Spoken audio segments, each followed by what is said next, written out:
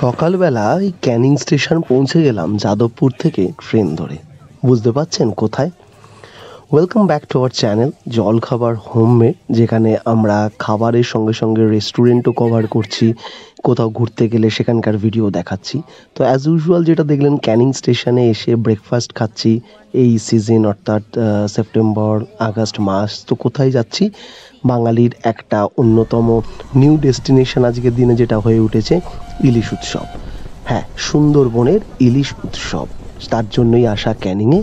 ওখান থেকে যে প্যাকেজের আন্ডারে আমরা ছিলাম, তারা বাস করে দেয়। বাসটা মোটামুটি সাঁ করে ক্যানিং থেকে আমাদের নিয়ে যায় গদখালি। যারা আমার চ্যানেলে নতুন তারা সাবস্ক্রাইব করে দেবেন, যারা পুরনো আছেন তারা দেখেছেন আমরা আগেও গেছি এই সুন্দরবনে। এটা আমাদের দ্বিতীয়বার জার্নি।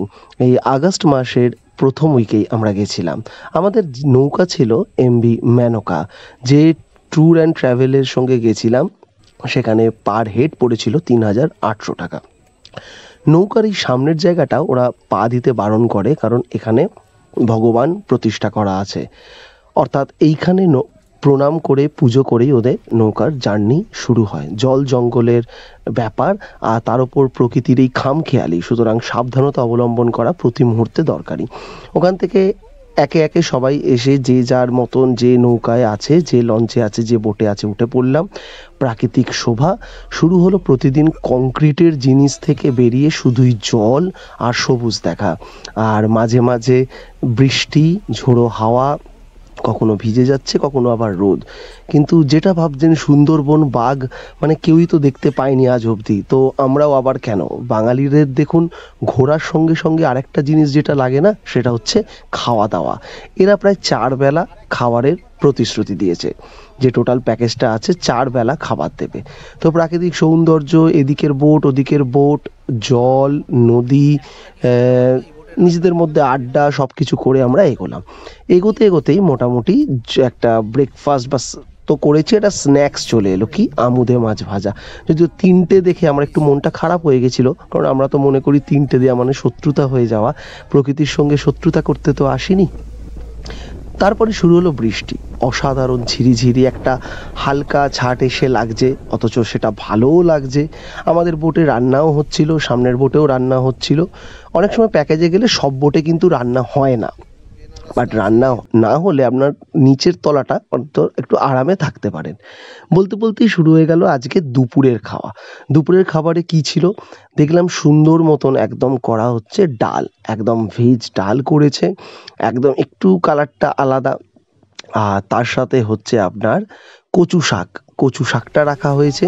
এই যে সুন্দর ভেজ ডাল, তারপর হচ্ছে কচু শাক, এই যে ইলিশের মাথা দিয়ে কচু শাক, তারপর ইলিশের ভাপা, আর ইলিশের একটা ঝাল, যেটা বেগুন দিয়ে আলু দিয়ে করে, এরা শুধু বেগুন দিয়ে করেছিল। তারপর চাটনি, পাঁপড়, অ্যাজ ইউজুয়াল। একটা কথা মনে রাখবেন, আপনি অনেক অনেক ভিডিও দেখেছেন আনলিমিটেড, এই 2,800 টাকায়, 1,000 টাকায় এসি ঘর, বাঘ দেখাবো গ্যারেন্টেড। এই যে আইটেমগুলো না, একটা করেই আপনাদের যদি অভিজ্ঞতা হয়ে থাকে না, আপনাদের আনলিমিটেড খাইয়েছে এই 3-3,500 প্যাকেজে, তা আপনারা অবশ্যই কমেন্ট করে জানাবেন। আমি লাস্টবারও যেখানে গেছিলাম সেখানেও এগুলো একটা করি, এবং তাতে নিয়ে একটা সমস্যার সৃষ্টি হয়। ভালো লাগলেও কিছু উপায় নেই, কারণ ওরা জিনিসটা এনে এখানেই বানাচ্ছে। খাওয়ার দিকটাই যখন এতটাভাবে দেখতে হয়, মানে বাঙালিরা খাবার দিকটাই দেখে, তো খাবার নিয়েই আলোচনা করাটা বেটার। হ্যাঁ, ভাত, ঝোল, তরকারি এগুলো আনলিমিটেড, আপনি যত খুশি খান। ভেজ যারা ছিল তাদের জন্য ডিমের ব্যবস্থা ছিল, পনিরের ব্যবস্থা ছিল।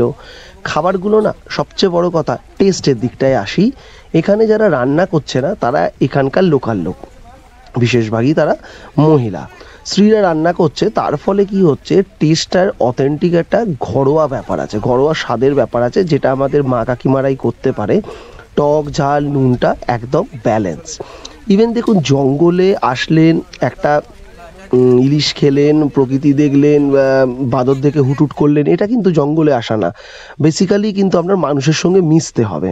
এই যে মানুষগুলো, এরা জীবিকার সন্ধানে এই ঘন্টার পর ঘন্টা দাঁড়িয়ে চিংড়ি সংগ্রহ করে যাচ্ছে, চিংড়ি মাছ। জানি না মার্কেটে বেচলে এরা কত দাম পায়।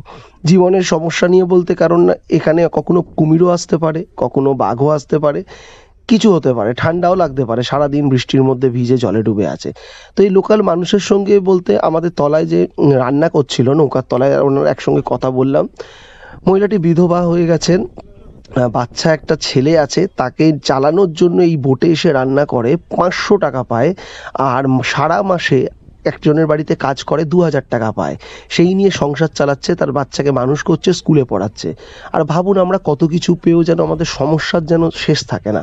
তো জীবনে খুব ছোট ছোট ব্যাপারগুলোকে না একটু দেখতে হয়, ছোট জিনিসে কিভাবে ভালো থাকা যায় সেটা সুন্দরবন শেখায়।